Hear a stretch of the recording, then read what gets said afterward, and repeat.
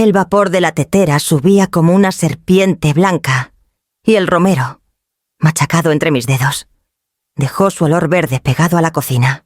Una semana después del entierro, el teléfono vibró sobre el escritorio y empujó los papeles como pez inquieto. «Mamá, empieza a empacar. Ya vendí la casa de Guanajuato». La voz de Tomás entró sin tocar. No dijo buenos días. Bajé la flama. Quité la tetera y respiré por la nariz. Me llamo Leocadia Mendaro.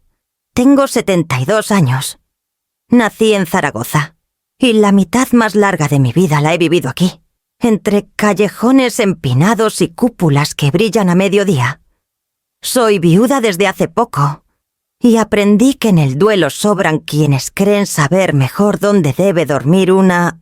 ¿Cómo dices?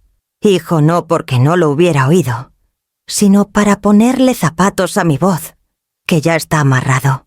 Mamá, el corredor consiguió oferta. Es por su bien. Esa casa es demasiado para usted sola. Mire, ya hablé con un notario. Y si ustedes no se tardan, cerramos en 2 semanas. Al pan. Pan y al vino. Vino cuando alguien te dice, es por tu bien. Casi siempre es por el suyo. Miré de reojo la carpeta azul que descansa sobre el escritorio. Al ladito del florero. La luz de las 11 entra por la ventana y le da de lleno, como si la estuviera nombrando. Dentro. Los papeles respiran. «Qué eficientes», dije, cuidando que el sarcasmo no se notara más que el azúcar en el té. «No sea así». Mamá suspiró. Jimena y yo solo pensamos en su comodidad. Departamentito con elevador, sin escaleras, cerca de nosotros. Yo ya adelanté un apartado. El comprador es serio. Con lo que paguen, le alcanza para vivir tranquila. Y si falta, yo veo. Me cayó el 20, no estaba ofreciéndome ayuda. Estaba haciendo cuentas con mi techo. No está el horno para bollos, me dije. Tomás, pregunté. ¿Quién firmó por mí? Nadie. Todavía. ¿Pero usted confía en mí? No. No dé el brazo a torcer por orgullo. Usted sabe que yo siempre veo por todos. Fui a la ventana. En el vidrio se dibujó mi cara, la viuda nueva de Guanajuato. Volví al escritorio y toqué la carpeta con el dorso de la mano, como quien tantea una puerta antes de empujarla. El cartón estaba tibio. Bajo la solapa, la curva fría de una llave pegada con cinta me sonrió sin dientes. No es el orgullo lo que me sostiene, dije. Es la experiencia. Él siguió con lo suyo, que el mercado, que los porcentajes, que aprovechar la plusvalía. Cuando Tomás se pone técnico, la conversación se hace resbalosa. Yo lo dejé patinar. Por dentro, conté hasta 10 como me enseñó mi marido cuando algo quería salirse de su sitio. Colgué sin promesas. El silencio volvió a sentarse donde va. Abrí la carpeta. La primera hoja era una copia certificada de escritura con sello fresco. Una casita clara en San Miguel de Allende, a 10 cuadras de la parroquia. Propiedad de Leocadia Mendaro. La segunda, una carta de puño y letra de mi esposo. Letra cuadrada de ingeniero y humor de hombre bueno, Leo. Si lees esto, ya te dejaron sola. No te apures. Esta casa es tu paraguas. Úsala cuando te quieran decir dónde vivir. No la menciones hasta que... Se me aflojaron los hombros. Cerré los ojos un momento y lo oí reír bajito. El teléfono vibró otra vez. Mensaje de Jimena. Queremos lo mejor para usted. Avíseme si necesita cajas. Ya tengo unas. Le agradecí con un gracias seco.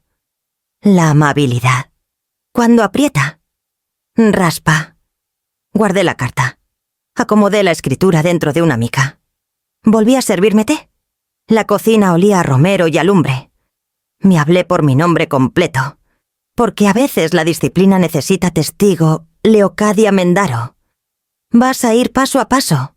Primero, el notario. Después, que todo llegue por escrito. Y que cada quien cargue su costal.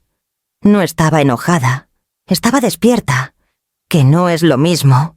Revisé el celular 3 llamadas perdidas y un audio de Tomás explicando los tiempos del mercado. Lo borré sin escuchar. No se pelea la paz por WhatsApp. Fui a mi escritorio y anoté en la esquina del cuaderno llamar al licenciado Barragán. Pedir copia simple. Revisar predial.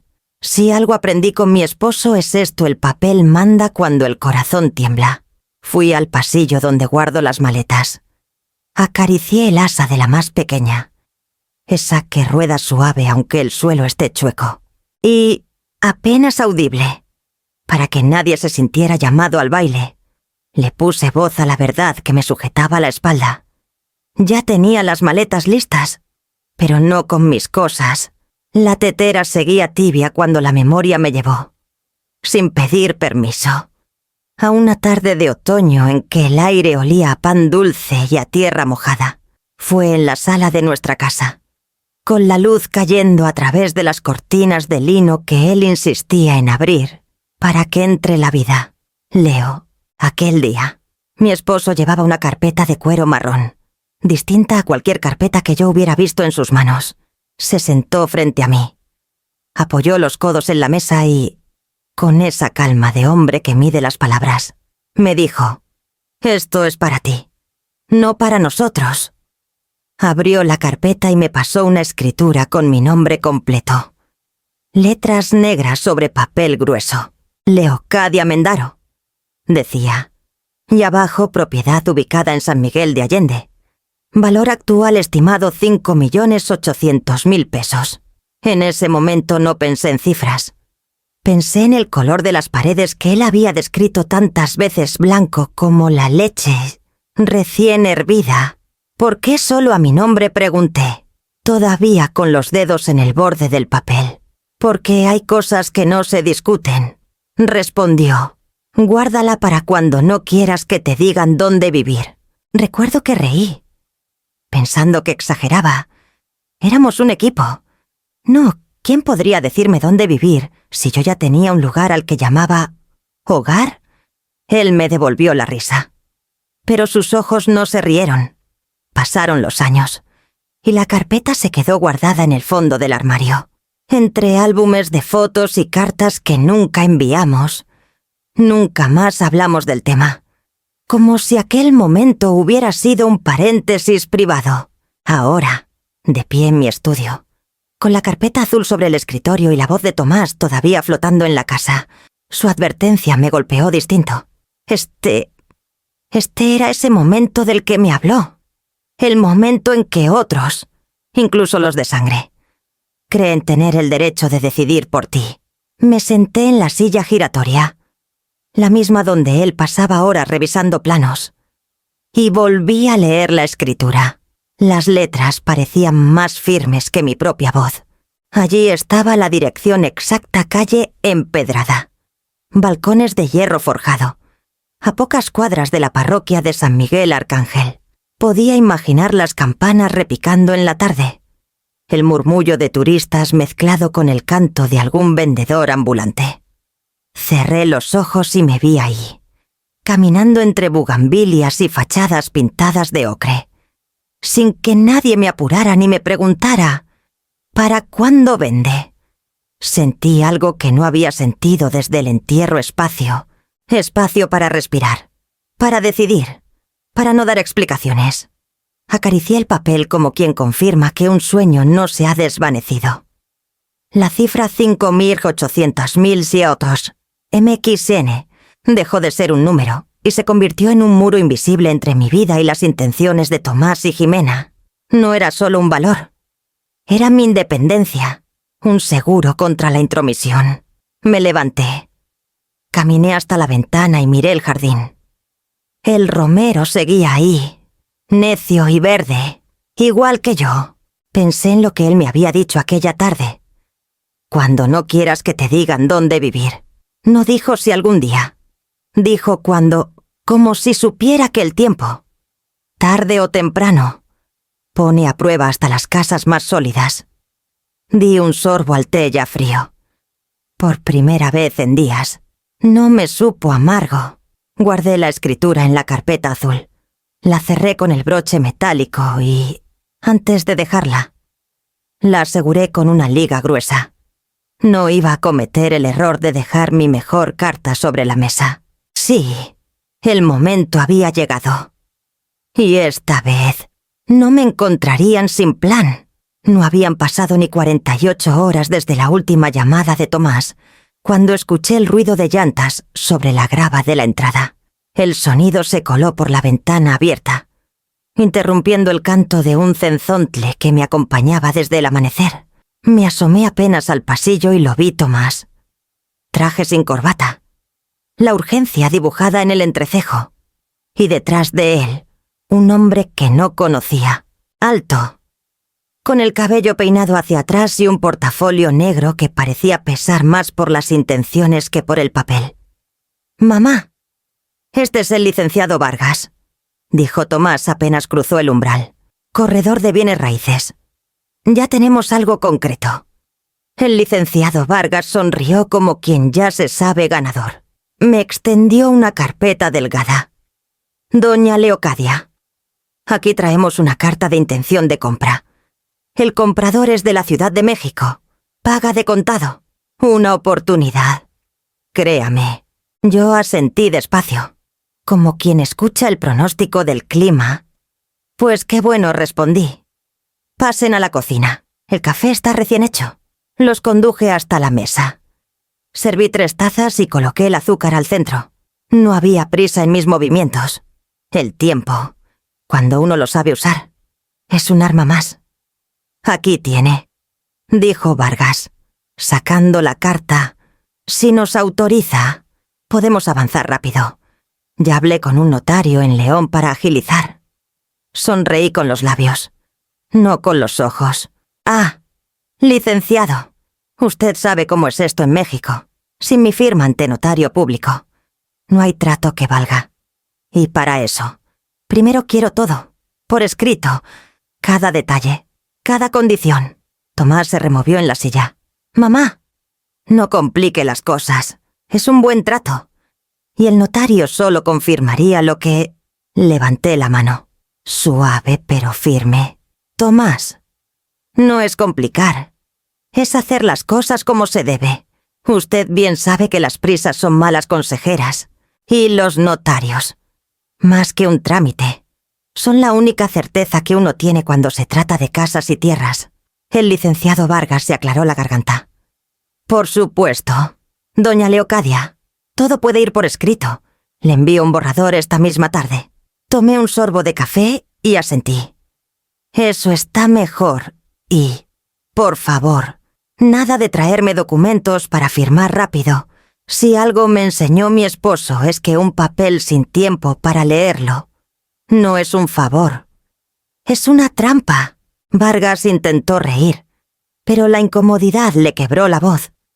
Tomás miró el reloj, como si el tiempo estuviera de su lado. Les serví más café, pero ninguno tocó las tazas. Al rato, se despidieron con promesas vagas de enviar todo en forma, cuando el motor del coche se perdió calle abajo. El silencio volvió a sentarse conmigo. Fui al estudio. Cerré la puerta y llevé la carpeta azul a la mesa. La abrí como quien abre un cofre que podría contener dinamita. No era solo la escritura de San Miguel. Había un sobre manila con el nombre «Segunda opción», escrito con la letra clara de mi esposo. Dentro, varias hojas dobladas, extractos de cuentas en pesos y dólares, certificados de inversión con fechas recientes. Todo solo a mi nombre. En la última hoja, una nota manuscrita. Leo: «Si llegas a usar esto, recuerda, no todos los enemigos se anuncian con estruendo. Algunos entran por la puerta que tú les abriste». Me recargué en la silla y dejé que la tinta de sus palabras se acomodara en mí. Afuera, el cenzontle volvió a cantar. «Esta vez», sonó como una advertencia. Entre los papeles que había dentro del sobre manila, algo llamó mi atención: un pliego doblado en 3. Papel grueso de borde gastado, cerrado con una liga reseca. Lo reconocí al instante. Era la misma papelería que usaba mi esposo cuando quería que sus palabras duraran más que una conversación. Lo abrí con cuidado, como si al hacerlo pudiera romper el hilo invisible que aún me unía a él. La fecha estaba en la esquina superior derecha, 15 de marzo. Hace 2 años. Me senté y empecé a leer con el pulso más lento de lo que imaginaba. Leocadia, si estás leyendo esto, probablemente yo ya no esté para defender lo que juntos levantamos, y si estoy en lo cierto. Tomás y Jimena ya habrán empezado a contar lo que aún no es suyo, como si el simple paso del tiempo les diera derechos que no han ganado. He visto las miradas, las conversaciones a medias, las preguntas envueltas en sonrisas. No es desconfianza gratuita. Es experiencia cuando el dinero entra en la imaginación ajena. Rara vez sale sin dejar heridas. Por eso dejé la casa de San Miguel a tu nombre. No para que la vendas, sino para que la uses como salvavidas. Un lugar al que nadie pueda seguirte con exigencias o lástimas. No les des ni un centímetro de terreno, ni real ni figurado. Si insisten, recuerda que decir no es crueldad, es defensa. Y si algún día necesitas ayuda con esta propiedad, llama al licenciado Barragán. Es discreto, y le debo más de un favor. Te atenderá como si me atendiera a mí. No olvides, Leo, la paz también se hereda, pero solo si uno protege las llaves. Con todo mi amor, Mateo. Al terminar, dejé la carta sobre la mesa. Sentí una mezcla rara de orgullo y tristeza. Orgullo porque él me había visto capaz de sostener la fortaleza sola. Tristeza porque esa previsión significaba que había anticipado la tormenta. Y tenía razón. La tormenta ya estaba aquí, disfrazada de ofertas y sonrisas. Me levanté, fui a la ventana y miré el jardín. El romero, el mismo que Mateo plantó hace más de 20 años. Estaba floreciendo. Me sorprendió esa terquedad verde en medio de tantos intentos de arrancarme de raíz. Volví al escritorio. Tomé la libreta donde siempre anoto números importantes y busqué entre las páginas hasta dar con uno que me hizo detenerme. Lic. Ernesto Barragán. San Miguel de Allende. No había pensado en ese nombre desde el día que Mateo lo mencionó. Allá en una sobremesa con café y mezcal, marqué, esperando escuchar una voz de oficina fría, pero lo que llegó al otro lado de la línea fue un tono grave, sereno, como si me estuviera esperando. Licenciado Barragán. Habla Leocadia Mendaro, esposa de Mateo Ortega. Hubo un silencio breve, seguido de un suspiro que sonó a reconocimiento. Doña Leocadia, lo lamento mucho. Y también le agradezco que me llame. ¿En qué puedo ayudarla? Apreté la carta entre mis dedos. Creo que ha llegado el momento de usar el salvavidas que Mateo me dejó. Necesito que nos veamos. Y que sea pronto. Entiendo. Dijo sin pedir más detalles. Mañana puedo ir a verla o, si lo prefiere, la recibo en mi despacho en San Miguel. Miré la carpeta azul. La carta. El sobre manila abierto como una herida. Voy yo, respondí. Es hora de ver con mis propios ojos lo que Mateo me dejó para este momento. Colgué. Afuera, el cenzontle volvió a cantar. Esta vez sonó como un acuerdo. Llegué a San Miguel de Allende temprano, cuando las calles todavía olían a pan recién horneado y el sol pintaba las fachadas de un naranja tímido. Estacioné frente a una casona de cantera rosa con un letrero discreto. Lic. Ernesto Barragán. Notario público. Número 4. La puerta de madera tenía clavos de hierro forjado y un aldabón que resonó grave cuando lo golpeé. Fue una secretaria de voz suave quien me condujo al despacho. El aire olía a papel viejo y a café fuerte. Detrás de un escritorio de nogal, Ernesto Barragán me recibió de pie. Alto, de canas prolijas y ojos que miraban como quien sabe leer más allá de lo que uno dice. Me tendió la mano con una firmeza medida. Doña Leocadia saludó.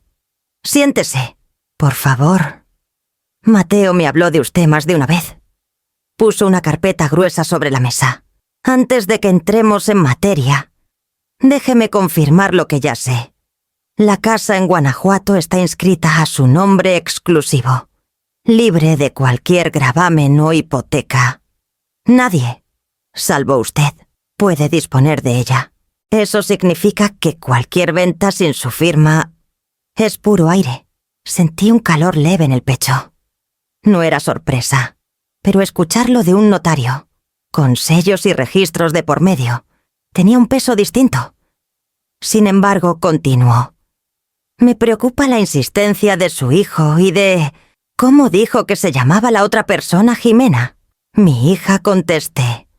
Y el nombre me supo a metal. Asintió despacio. He visto casos así. La presión familiar puede ser más peligrosa que cualquier deuda. Y ahí entra el segundo asunto. La casa en San Miguel. Mateo fue muy inteligente al ponerla solo a su nombre. Pero le diré algo. Doña Leocadia, un título a su nombre es una llave. Un fideicomiso bien hecho es una muralla. Me incliné hacia adelante. ¿Un fideicomiso? Sí. En pocas palabras, usted sigue siendo beneficiaria. Pero la propiedad queda en custodia de una institución que solo responde a usted. Ni hijos, ni terceros, ni compradores pueden meter la mano sin su instrucción directa. ¿Y si alguien intenta presionarla? El fideicomiso actúa como un candado que ni un juez puede abrir sin causa legítima. Guardó silencio para que la idea calara. Yo pensé en la carpeta azul, en la carta de Mateo y en el olor del romero cada vez que miraba por la ventana. ¿Y qué se necesita para eso?, pregunté. Acta de nacimiento, identificación, la escritura original y su decisión de hacerlo. El resto corre por mi cuenta. Me entregó un sobre amarillo más delgado que el de la carpeta azul. Dentro había 2 documentos listos para mi firma. Esto es lo que sugiero como primer movimiento. Dijo, avisos de no representación. Un formato claro y directo, dirigido al corredor y a cualquier posible comprador que se haya acercado por medio de su hijo o su hija.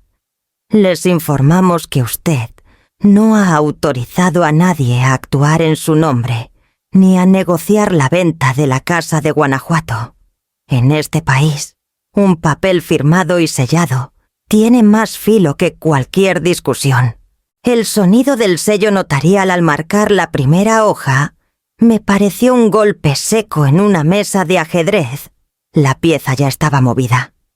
Licenciado, dije mientras firmaba. Mateo siempre decía que la paz se construye igual que una cerca, con manos firmes y clavos bien puestos. Creo que estamos poniendo el primer clavo. Sonrió apenas. Y el siguiente será levantar la muralla.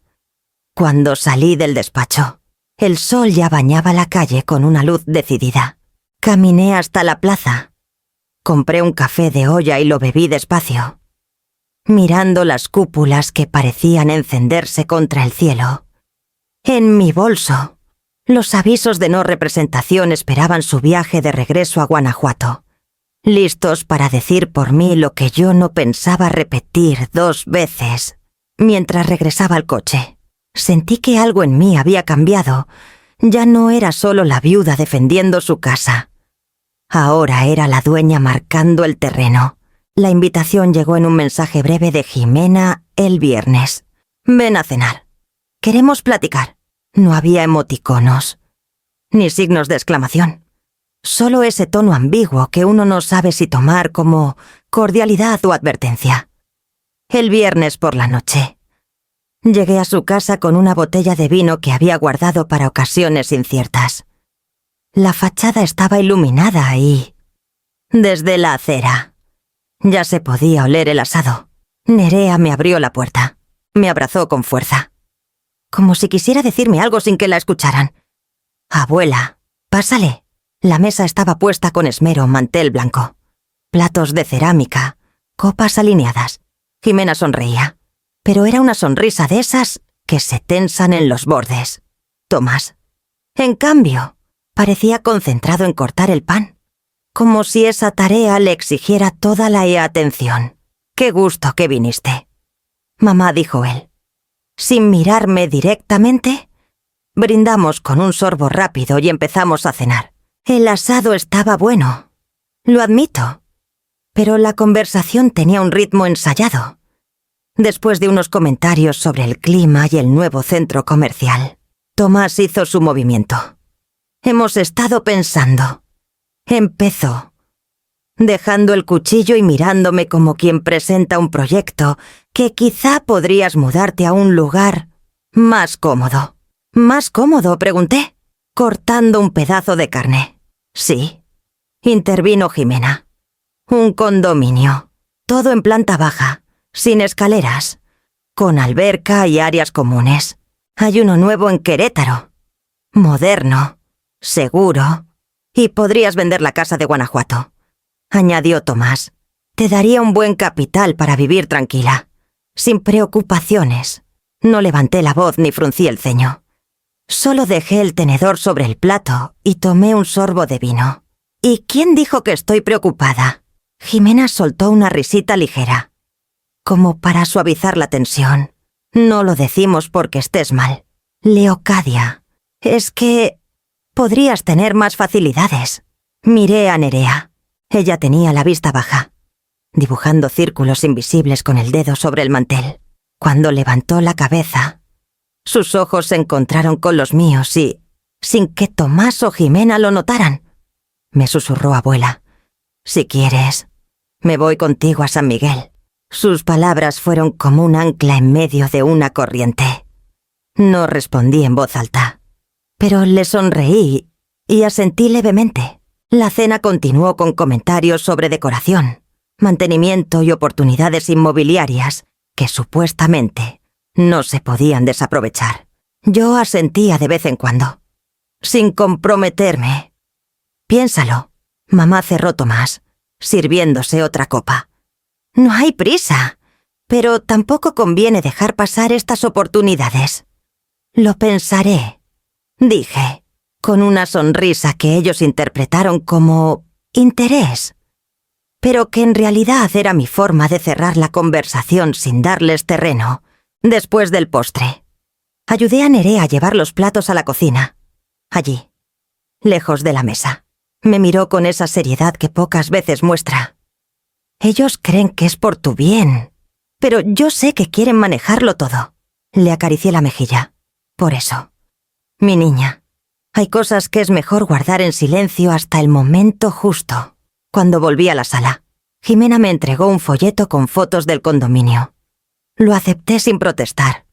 No era momento de discutir. Me despedí con abrazos cortos y salí a la calle. El aire fresco de la noche me devolvió la calma. De camino a casa, con el volante entre las manos, pensé que esa cena no había sido una reunión familiar, sino una presentación de proyecto en la que yo era el activo principal. Pero también confirmé que no estaba sola. Nerea había hecho su movimiento, y yo ya tenía mi propia jugada en marcha. Esa noche, al llegar, dejé el folleto sobre la mesa y lo cubrí con la carpeta azul. Que quedara claro. Aunque fuera solo para mí, la respuesta ya estaba escrita. Solo esperaba el momento de ser leída. La llamada llegó a media mañana, justo cuando el sol entraba de lleno por la ventana de la cocina y el olor del café recién colado se mezclaba con el romero del patio. Reconocí el número antes de que sonara por segunda vez. Sí, contesté. La voz de Tomás no traía el barniz de cortesía de la cena anterior. Mamá, ya me cansé. Esto no puede seguir así. Hablé con gente que sabe del tema y... Si no quieres firmar, quizá tengamos que evaluar tu capacidad mental. Me quedé en silencio. No por sorpresa, sino para que el veneno se escuchara más claro en la grabación. Sí, la grabación. Desde que Mateo me advirtió, aprendí a no contestar llamadas de ciertos tonos sin apretar antes el botón rojo en el teléfono que dice grabar. ¿Evaluar mi capacidad? Repetí, despacio, como si probara una sopa avena ajena antes de decidir si la aceptaba. No lo tomes a mal, continuó. Es solo que, Si un médico dictamina que no puedes manejar tus bienes, un juez podría nombrar aquí a alguien para hacerlo por ti. Y así evitamos problemas. Solté una risa corta, seca. ¿Alguien como tú? Quizá no es por mí, mamá. Es por todos. La casa se está devaluando. Y no puedes seguir ahí sola. Ya veo, lo interrumpí. ¿Algo más que quieras decir para la grabación? Hubo un silencio incómodo. Luego un bufido. Haz lo que quieras, soltó. Pero no digas que no te avisé. Colgó. Me quedé un instante mirando la taza de café, que ya se había enfriado, pensando en cómo una la amenaza directa, cuando se pronuncia con voz de hijo. Duele distinto, pero no deja de ser amenaza. No perdí tiempo. Marqué al despacho del licenciado Barragán. Contestó su asistente, y en menos de un minuto él mismo estaba en la línea. Licenciado, necesitamos hablar. Urgente. Le conté, palabra por palabra, lo que Tomás había dicho. No omití el detalle de la grabación. Hizo muy bien en registrarlo. Doña Leocadia dijo con ese tono que mezcla formalidad y complicidad. Esto ya no es una simple presión familiar. Sugiero que vayamos un paso adelante. ¿Qué paso? Una reunión formal. Aquí. O en Guanajuato. Con los abogados de ambas partes, si ellos quieren probar fuerza.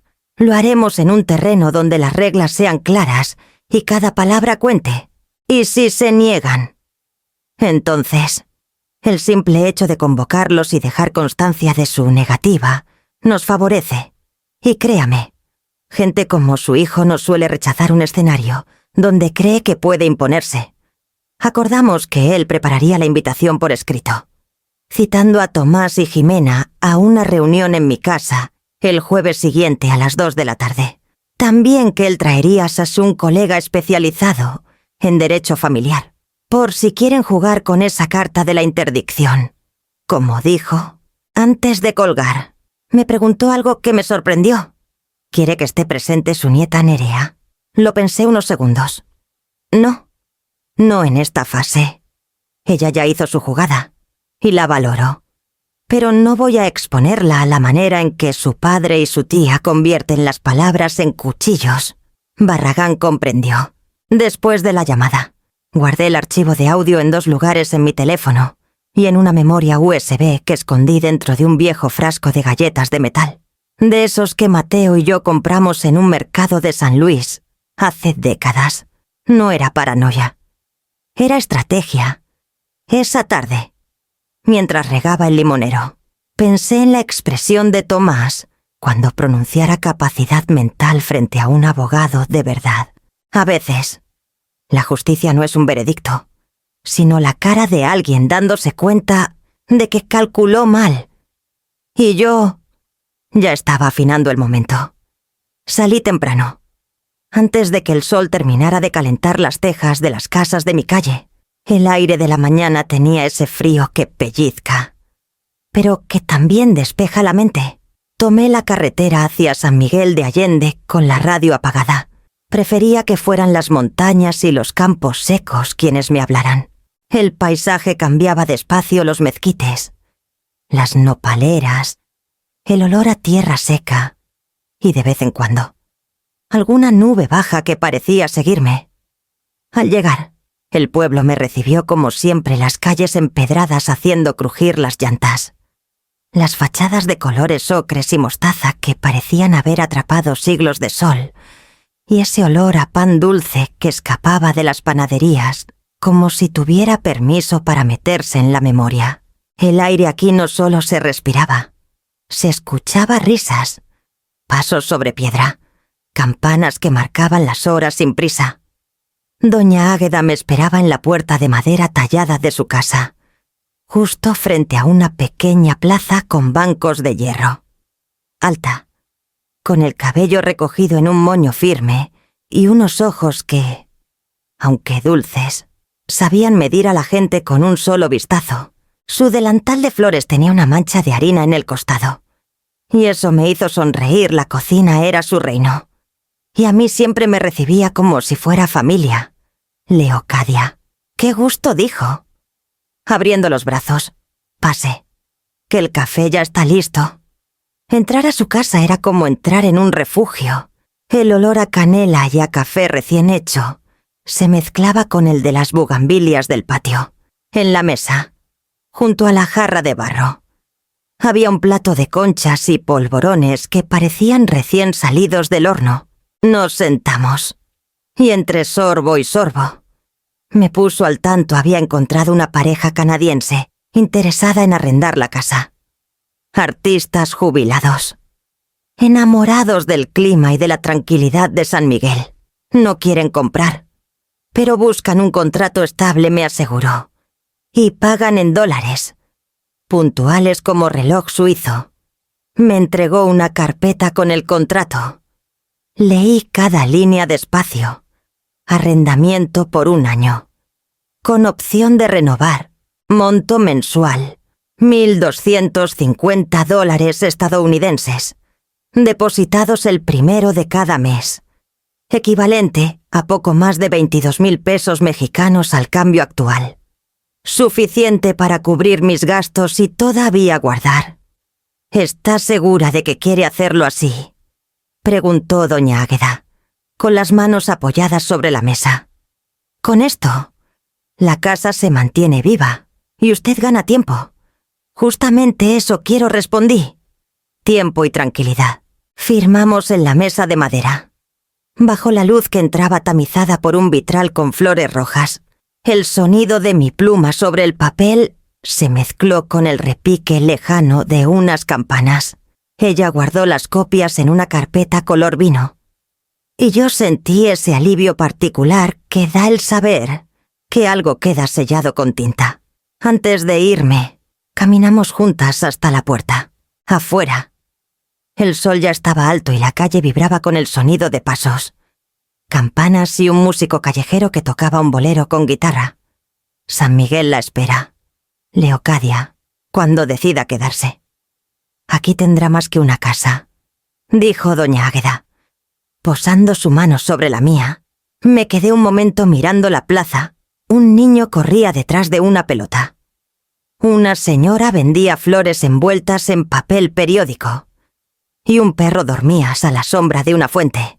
Todo parecía tener un ritmo propio, ajeno a cualquier prisa. Me subí al coche y, mientras me alejaba, miré por el retrovisor las calles angostas, las puertas enormes y los balcones con macetas rebosantes. Pensé que, pase lo que pase en Guanajuato, yo ya tenía un lugar donde nadie podría decirme dónde vivir.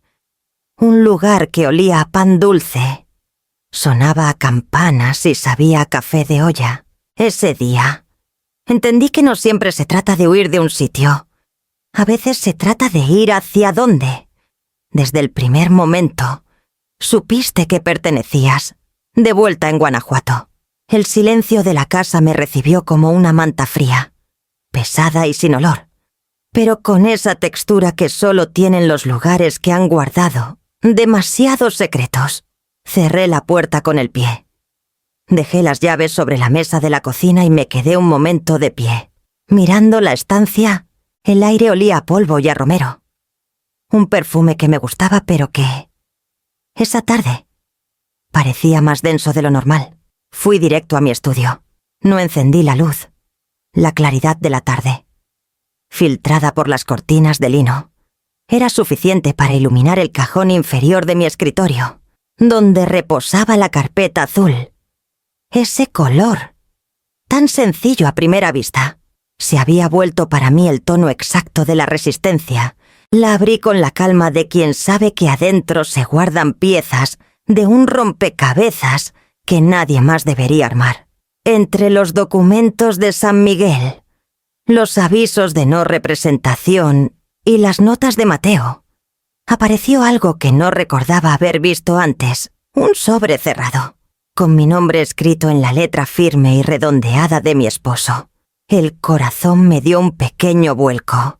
Pasé la yema de los dedos sobre las letras, como si pudiera acariciar su mano a través del papel. Lo abrí despacio, cuidando de no rasgarlo. Dentro había un pagaré a nombre de Nerea. con valor de 450.000 pesos mexicanos, acompañado de una pequeña libreta de ahorros de un banco local. El pagaré estaba firmado y sellado. La cuenta tenía como única beneficiaria a mi nieta. Leí y releí los documentos. No había margen para interpretaciones, ese dinero no era mío. No era para Tomás ni para Jimena. Era un recurso directo, protegido, destinado a Nerea. Y Mateo se había asegurado de que así quedara. Como si supiera que algún día esa decisión sería un escudo contra tempestades. Me quedé mirándolo todo, con esa mezcla de ternura y estrategia que se siente cuando una decisión viene cargada de amor, pero también de cálculo. Recordé las palabras de Mateo. Una tarde en que hablábamos de herencias y pleitos familiares. Hay que enseñarles a los que vienen después no solo a recibir, sino a mantener lo que importa.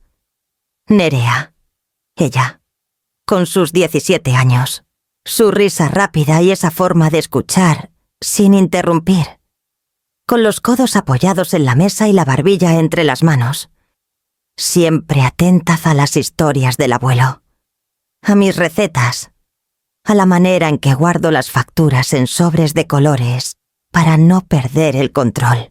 Ella ya había demostrado, sin que nadie se lo pidiera, que entendía que no todo lo que se hereda cabe en una caja. Guardé el pagaré y la libreta en un estuche rígido, de esos que parecen más un cuaderno viejo que un contenedor de valor.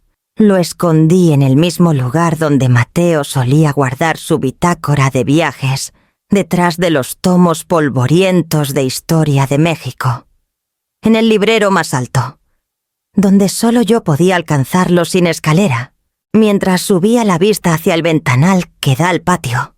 Pensé que proteger un patrimonio no es solo cuestión de firmas y sellos. Es, sobre todo, una lección que se transmite en silencio, en los gestos que otros solo comprenden cuando ya es tarde para quitártelos. Y yo estaba decidida a que Nerea aprendiera esa lección. Aunque significara enfrentarse a su propio padre y a su tía, me serví un té de hierbabuena y me quedé sentada en la mesa, escuchando el golpeteo suave de la lluvia que empezaba a caer sobre las tejas.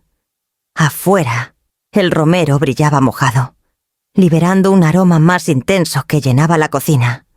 Adentro, sentía el peso de la carpeta azul, que no era solo un conjunto de papeles, era un mapa. Un plan de escape y, al mismo tiempo, un puente hacia el futuro de mi nieta. No era solo papel. Eran rutas, claves, advertencias y promesas, y yo pensaba recorrerlas todas, aunque tuviera que hacerlo sola. A la mañana siguiente, la casa amaneció con un aire distinto. No era solo el olor a tierra mojada que dejaba la lluvia de anoche, sino esa sensación de que algo estaba por moverse. Y no hablo solo de muebles. Tomé un café fuerte, negro como la tinta con la que se firman las decisiones importantes, y me fui directo al cuarto de servicio. Allí, desde hace años, se amontonaban cajas y baúles con cosas que Tomás y Jimena habían dejado provisionalmente, y que, con el tiempo, se volvieron invisibles. Hasta hoy, levanté la tapa de la primera caja y ahí estaban los trofeos de fútbol de Tomás, polvorientos pero intactos, con esas plaquitas doradas que parecían más grandes cuando él tenía 12 años. Debajo, su título universitario enmarcado, envuelto en plástico burbuja. Sonreí al ver que aún conservaba el listón azul que yo misma le puse para que no se moviera. En otra caja, la vajilla de porcelana que Jimena me había prestado para una cena de Navidad hacía ya más de 8 años. Ni la reclamó ni la volvió a usar, pero siempre que venía a casa echaba una mirada furtiva hacia la vitrina, como para recordar que estaba ahí. No me puse sentimental. Era el momento de devolver lo que no era mío. Fui sacando cada objeto, limpiándolo con un paño húmedo y colocándolo en nuevas cajas de cartón más firmes. Nada de bolsas improvisadas. Cada caja debía cerrar bien, con cinta gruesa y, sobre todo, con una etiqueta clara: devolver al propietario, en letras negras, grandes, sin adornos. Mientras embalaba, recordé algo que me dijo Mateo una vez, después de que un vecino nos devolvió una herramienta sin avisar. Cuando alguien te regresa lo tuyo sin que lo pidas, no solo está cumpliendo, te está diciendo que sabe dónde empieza y dónde termina su terreno. Así quería que se entendiera este gesto. No era revancha, no era desprecio. Era un recordatorio claro de que la casa, mi casa, no era un almacén ni yo era la encargada de custodiar recuerdos que no me pertenecían. En el fondo de una de las cajas de Jimena encontré un mantel bordado a mano. Regalo de mi madre cuando me casé. No tenía idea de cómo había terminado ahí. Lo saqué, lo doblé con cuidado y lo dejé a un lado. Ese mantel sí era mío. Otra caja, otro límite. Cuando terminé, el cuarto de servicio se veía casi vacío. Sentí como si hubiera quitado piedras de un costal que llevaba a cuestas sin darme cuenta. Llamé a la paquetería y pedí un servicio de mensajería privada, con entrega a domicilio y acuse de recibo. El joven que atendió me preguntó si quería declarar el valor de los envíos. Le dije que no. Algunas cosas no tienen valor en pesos, pero sí en significado. Mientras imprimía las guías, escribí a mano una nota breve para cada caja. Te devuelvo lo que es tuyo. Así, cada quien conserva lo que le corresponde. No firmé con cariño, ni con rencor. Solo puse Leocadia. Cuando el mensajero vino por las cajas, se las llevó con la naturalidad de quien traslada cualquier paquete. Pero yo sabía que esas cajas iban a pesar más de lo que marcara la báscula. Iban cargadas de un mensaje que no necesitaba gritar para hacerse entender. Cerré la puerta. Me serví otro café y me quedé mirando el espacio vacío en el cuarto. El eco de mis pasos se sintió como una afirmación. Este es mi terreno, y yo decido qué entra y qué sale. Ese día, sin decir una sola palabra a Tomás, ni a Jimena, había dibujado una línea que ninguno de los dos podría borrar. El martes amaneció gris, con ese cielo pesado que parece aguantar la lluvia para soltarla en el momento menos oportuno. Me levanté más temprano de lo habitual, no porque quisiera, sino porque sabía que la casa recibiría visitas. Y no cualquier tipo. Hoy, mi sala se convertiría en una mesa de negociación. Barragán llegó puntual, como siempre, con su portafolio de cuero y esa calma que intimida más que cualquier grito. Traía el bigote recién recortado y el sombrero en la mano, como si fueras a saludar a un viejo amigo. Lo invité a pasar y, mientras servía café, él acomodó sus papeles sobre la mesa del comedor. Cada documento alineado como soldado en formación. Aquí está todo, me dijo, dándome un leve golpecito con la yema de los dedos en el borde del expediente. Hoy no improvisamos nada. A las 10:03 escuché el sonido del coche de Tomás en la cochera. Venía acompañado, claro, y no solo de Jimena, detrás de ellos. Un hombre alto, de traje gris y corbata bordó, con ese maletín que los abogados cargan como si fuera un escudo. Me estrechó la mano sin sonreír. Licenciado Herrera se presentó. Nos sentamos todos. Barragán a mi derecha, Tomás y Jimena frente a mí, y Herrera al lado de ellos, como un muro protector. La tensión se podía cortar con el cuchillo de mantequilla que estaba junto a la panera. Barragán no dio vueltas. Abrió la carpeta y comenzó a leer en voz alta, con esa voz grave que llenaba el cuarto. Aviso de no representación, fechado y sellado por notario. Levantó la vista hacia Isu Herrera. Esto significa que ninguna persona, salvo la señora Leocadia, tiene facultades para negociar, vender o disponer de la propiedad de Guanajuato. Pasó la hoja con un leve chas y tomó otra. Ahora, la transcripción de una llamada telefónica. registrada conforme a la ley. Aclaró la garganta y comenzó. Si insistes en hacer esto difícil, vamos a tener que ver otras opciones. La interdicción existe por algo. El silencio fue inmediato. No se escuchaba ni el tic-tac del reloj de pared. Jimena miró a Tomás como si quisiera que se tragara sus propias palabras. Herrera. Sin pestañear, entrelazó las manos sobre la mesa. Ese audio continuó. Barragán será presentado como evidencia de coacción si se intenta cualquier acción judicial contra la señora. Y créanme, no quieren que un juez escuche esto. Tomás abrió la boca, pero la cerró sin decir nada. Su mirada no me buscaba. Se clavaba en el mantel, como si de pronto hubiera encontrado fascinante el bordado de flores que mi madre hizo hace medio siglo. No se trata de pelear, dije, manteniendo la voz tranquila. Casi maternal. Se trata de respetar. Jimena intentó suavizar el momento con una sonrisa tibia. Mamá, nosotros solo queremos lo mejor para ti. Lo mejor para mí, la interrumpí, es decidir por mí misma. Barragán asintió despacio, sin dejar de observar a Herrera. Si lo que buscan es certeza, la única que puedo ofrecerles hoy es que la casa no está en venta. No ahora. No bajo presión. Herrera se acomodó en la silla. Y por primera vez habló. Entiendo que hay un límite claro.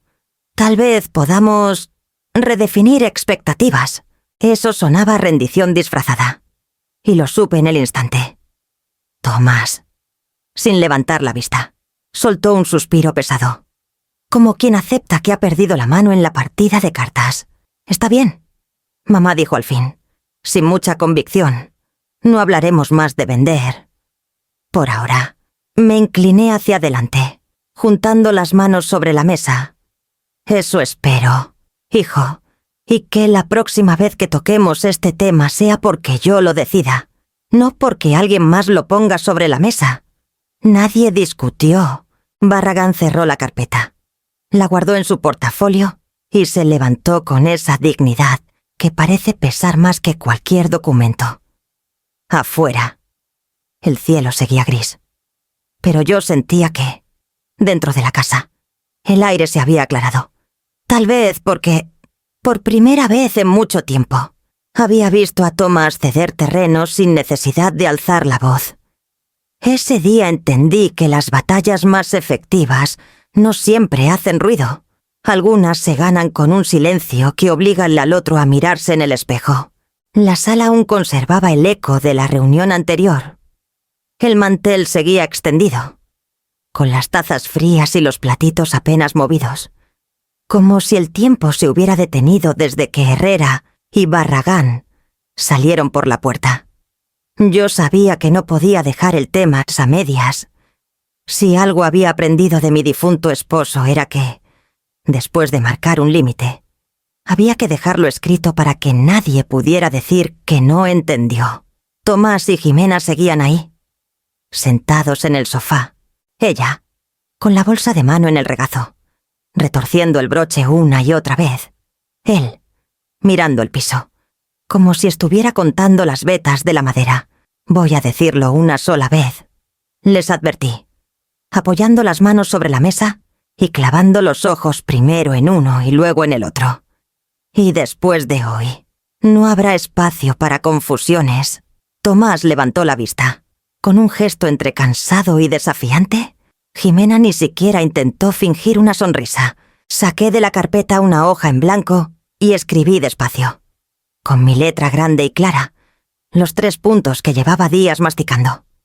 Cada palabra pesaba lo suyo. 1. No venderé mi casa. Ni ahora, ni bajo presión, ni porque alguien más lo considere lo mejor para mí. 2. Si me mudo, lo sabrán después. No aceptaré visitas de corredores, ni sugerencias de compradores, ni oportunidades irrepetibles que vengan con la etiqueta de urgentes. 3. Seguiré apoyando a Nerea directamente, sin intermediarios, sin filtros, sin que el dinero pase por otras manos. Y si alguien intenta modificar esto, El apoyo se suspende de inmediato. Empujé la hoja hacia el centro de la mesa. «Léanlo», dije, «y si tienen alguna objeción. Este es el momento». Jimena la tomó primero. Sus ojos se movían rápido por las líneas, pero en cuanto llegó al tercer punto, la respiración se le cortó. La vi parpadear varias veces, como si las palabras le estuvieran quemando. Bajó el papel y me miró. «¿Así de tajante?», Leocadia preguntó con la voz quebrada. «Así de claro». Jimena respondí. «Porque las medias tintas solo sirven para que otros rellenen el espacio con lo que les conviene». Tomás tomó el papel después. No dijo nada, pero lo dobló y lo dejó sobre la mesa, alineado con el borde como si fuera un documento legal. En ese momento, Nerea apareció en la puerta del pasillo. No había dicho una palabra desde que empezó la conversación, pero sabía que estaba escuchando desde su cuarto. Caminó despacio hasta ponerse detrás de Jimena y, con esa serenidad que solo ella podía tener a sus 19 años, le puso una mano en el hombro. «Mamá», susurró, «no pasa nada. La abuela sabe lo que hace». Jimena intentó sonreírle, pero la sonrisa no pasó de un temblor en los labios. Nerea me miró entonces, directo a los ojos. Y yo entendí, sin que lo dijera, que ella había escogido su lado. Ese gesto me dio una paz rara. Una paz que no viene de ganar una discusión, sino de saber que alguien, aunque sea una sola persona, entiende que uno no está peleando por capricho, sino por dignidad. Tomás se levantó primero. «Bueno», dijo, forzando un tono neutral, «ya escuchamos tus condiciones y las respetarán», completé. No que hubo más palabras. Los vi salir por la puerta y, antes de que el portazo me dejara sola, sentí que algo invisible se había movido en la casa. Ya no era terreno en disputa. Era mi territorio. Me quedé un momento mirando la hoja sobre la mesa. La tinta aún fresca. Tal vez no era un contrato ante notario, pero para mí valía lo mismo, era la escritura de mi voluntad. La mañana amaneció con un cielo color ceniza, de esos que huelen a polvo viejo antes de que la lluvia se decida a caer. Yo estaba en la cocina, sirviéndome el primer café, cuando escuché el golpeteo en la reja. Un cartero, con el uniforme un poco gastado y el gorro ladeado, me extendió un sobre grande, color crema, con varios sellos y el inconfundible matasellos de San Miguel de Allende.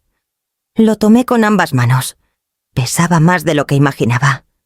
En la esquina superior izquierda, la letra elegante de un despacho notarial. La reconocí de inmediato: licenciado Barragán. Lo había estado esperando, pero al verlo ahí, tan tangible, me temblaron un poco los dedos. Firmé de recibido y, antes de cerrar la puerta, el cartero sonrió y dijo: «Debe de ser importante. Viene con acuse y todo». Más de lo que imagina, respondí. Llevé el paquete a la mesa del comedor. La casa estaba en silencio. Solo el tic-tac del reloj marcaba el momento. Abrí con cuidado la solapa y lo primero que vi fue un folder grueso, de esos que parecen contener toda una vida. Arriba de todo, había un documento con el escudo del estado de Guanajuato y sellos notariales, constancia de propiedad. Ahí estaba, en tinta negra y letras claras, Leocadia Ferrer, propietaria única y legítima de la casa ubicada en la calle de las Jacarandas, San Miguel de Allende, sin gravamen, sin cargas, sin condiciones. Era mío. No había nombre de Tomás, ni de Jimena, ni de nadie más. Sentí que respiraba más hondo, como si un peso que no sabía que llevaba se hubiera aflojado. Debajo, un sobre cerrado con mi nombre escrito a mano. La caligrafía me atravesó como un relámpago, la de mi esposo. Mi voz se quebró sola cuando dije en voz baja: Martín. Me tomé un segundo antes de abrirlo. El papel estaba ligeramente amarillento, pero la tinta aún nítida. Si tienes esto en tus manos, es porque decidiste... Así empezaba. Decidiste que era momento de no dejar que nadie te diga dónde ni cómo vivir. Sabía que ese día iba a llegar. Leoca, la casa de San Miguel es más que paredes. Es la llave de tu libertad. Si la usas, que sea para vivir como tú quieras, no para huir con miedo. Nunca olvides que la construimos pensando en días tranquilos y atardeceres lentos. Siéntate en la terraza y acuérdate de mí. Pero no como un recuerdo triste, como la voz que te dice que sigas adelante. El resto de la carta era breve. Pero cada frase estaba cargada de intención. Me dejó instrucciones prácticas, nombres de contactos de confianza, incluso la recomendación de un jardinero que conocía cada rincón del patio. Cuando terminé de leer, me quedé sentada un rato largo, el papel en la mano, mirando la carpeta azul que había iniciado todo. Ahora no era solo un archivo, era un mapa. Decidir. La palabra resonaba. Tenía la confirmación legal. La carta de Martín y el contrato de arrendamiento firmado la semana pasada con aquella pareja extranjera. El dinero de la renta mensual en dólares ya era un ingreso seguro. No había más excusas. Me levanté. Fui por mi libreta de tapa dura y escribí en la primera página: traslado definitivo fin de mes, bajo el título. Hice una lista: empacar lo esencial, mandar las cajas etiquetadas a San Miguel, cerrar servicios aquí, avisar a Sek y Kamata Nerea el día exacto para que me acompañe. Imaginé la escena yo, cruzando la puerta de la casa de Guanajuato por última vez, no como quien huye, sino como quien cierra un ciclo. Mientras preparaba un segundo café, pensé en Tomás y Jimena. No les diría nada todavía. Cumpliría con mis segundas reglas, sabrían de mi mudanza cuando ya estuviera hecha. Puse la carta de Martín dentro de la carpeta azul y la coloqué sobre la mesa, junto a la confirmación oficial. Me detuve a mirarlas juntas, como dos llaves de un mismo cofre. Afuera, el cielo empezaba a abrirse y un rayo de luz se coló por la ventana, iluminando el sello notarial, como si lo bendijera. En ese momento supe que no solo tenía una propiedad, tenía un plan, un destino y, sobre todo, la decisión de vivir bajo mis propios términos. Sonreí. Fin de mes no sonaba tan lejos. La semana siguiente fue una coreografía silenciosa, hecha de llaves, papeles y despedidas pequeñas. No se lo conté a Tomás ni a Jimena. Cada paso que daba era mío, medido y calculado. El lunes temprano llegó el cerrajero, un hombre moreno, de manos anchas y voz tranquila, que apenas cruzó la puerta dijo: «Me dijeron que quiere cambiar todas las cerraduras». «Todas», respondí, «y quiero que las nuevas llaves sean distintas para cada puerta». Mientras él trabajaba, yo iba por la casa revisando marcos y bisagras. Me detuve en la puerta del estudio, esa que tantas veces había cerrado para leer las cartas de Martín en silencio. El sonido del destornillador y el clic metálico de los nuevos cilindros me parecieron música. Después fue el turno de las cuentas. Fui a la oficina de la luz y del agua.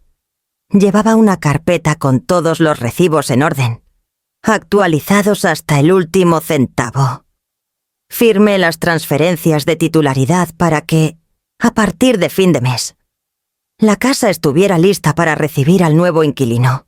La empleada de la ventanilla me dijo: «Da gusto ver así a alguien que entrega todo así de claro». «Da gusto cuando las cosas se cierran bien», contesté. Al volver, encontré al jardinero, don Hilario, regando las bugambilias del frente. Era un hombre de cabello blanco y sombrero ancho, que llevaba más de 15 años cuidando este jardín. Me acerqué con una jarra de agua fresca y lo invité a sentarse en la banca de piedra. «Don Hilario, necesito pedirle un favor», empecé. «Voy a irme a vivir a San Miguel, y quiero que mantenga este jardín igual de cuidado para la familia que llegará». Me miró en silencio unos segundos, como si midiera mis palabras. «Usted sabe que este jardín es como mío», dijo al fin. «Aquí seguiré, aunque no esté usted». Antes de irse, cortó 3 macetas de romero, las más frondosas, y las colocó sobre la mesa del patio. Las miré un momento, y entonces se me ocurrió algo.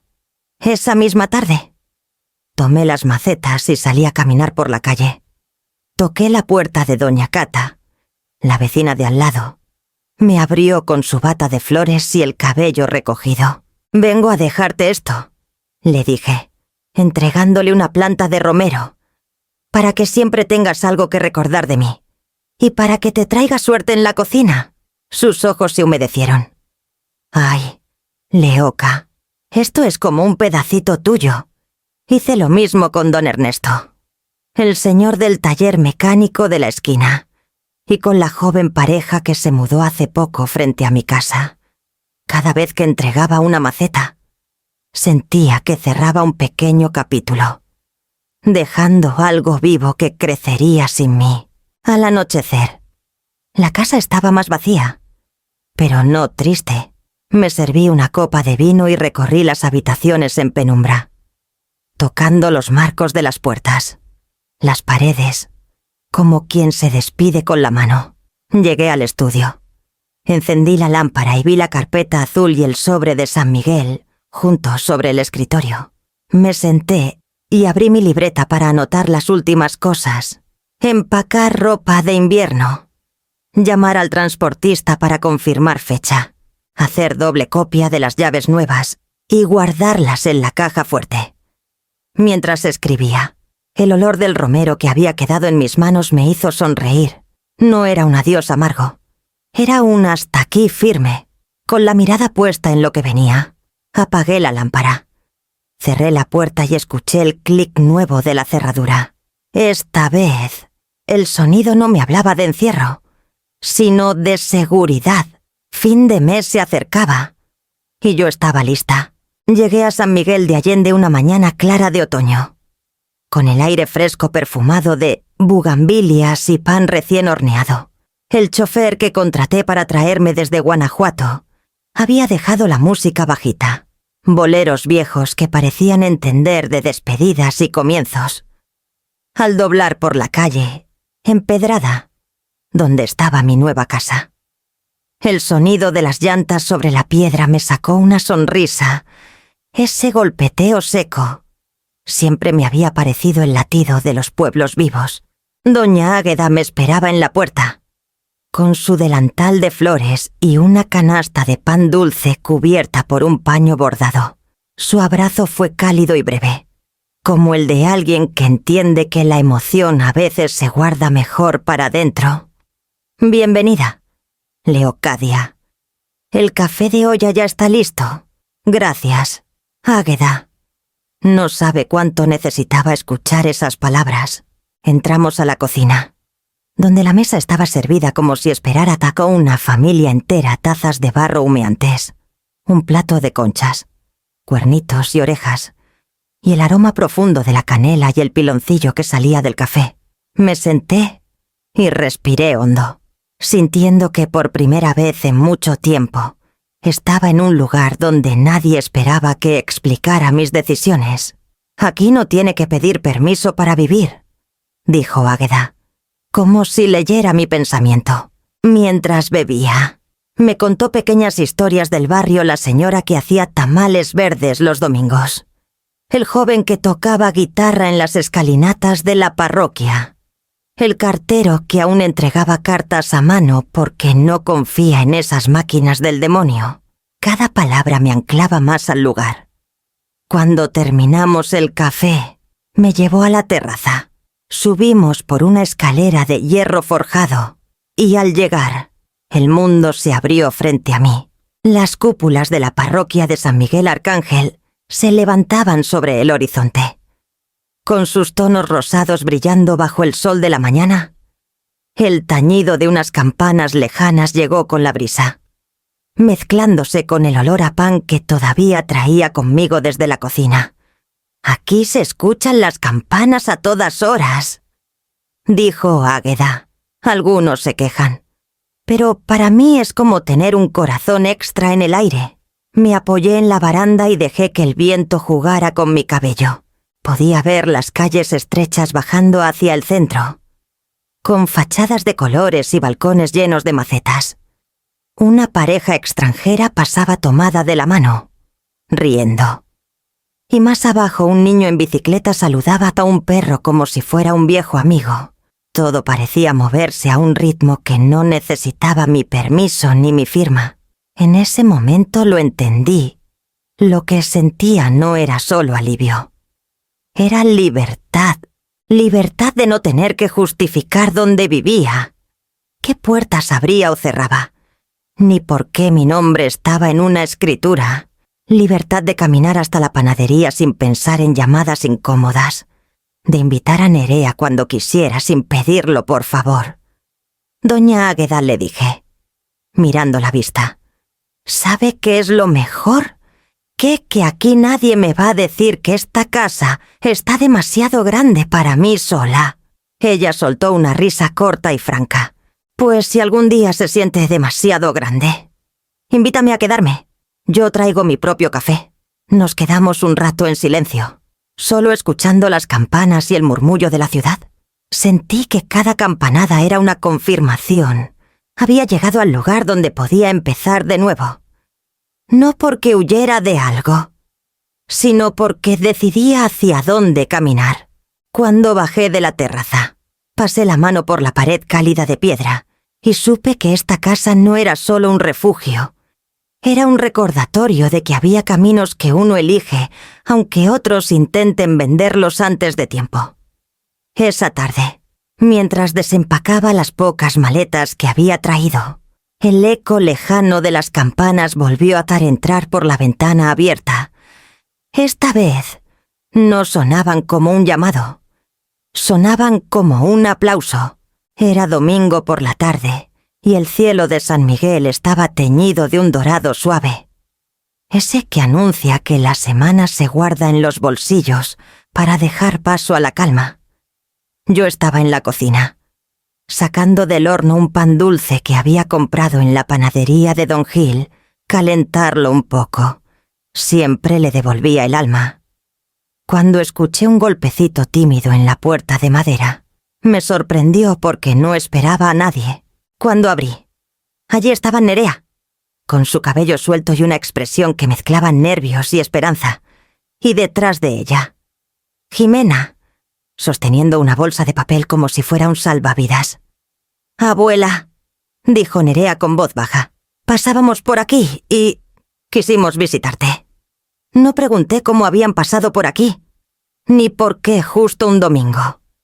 Me hice a un lado y las invité a pasar. El olor del café de olla, que ya estaba en la estufa, pareció suavizar el aire. Nos sentamos en la mesa redonda de la cocina. Puse el pan dulce en el centro y serví 3 tazas humeantes. Nadie tocó el pan al principio. El silencio era más espeso que el chocolate caliente. Jimena fue la primera en hablar. «Mamá, no vengo a convencerte de nada, ni a que hablar de casas, ni de ventas. Solo quería verte». No respondí enseguida. La miré, intentando leer si en sus ojos quedaba algo de aquella insistencia que tantas veces había enfrentado. Lo que vi fue distinto cansancio. Sí, pero también una especie de vergüenza que no necesitaba humillar para reconocer. «Las cosas que pasaron», continuó. «Me he dado cuenta de que no estuve bien, que confundí lo que quería con lo que necesitabas. Nerea, que no había apartado la vista de mí».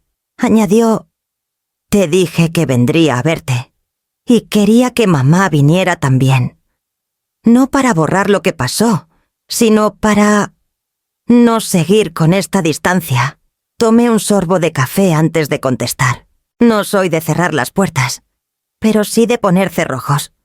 Dije, despacio, y ustedes tocaron más fuerte de lo que pensaban.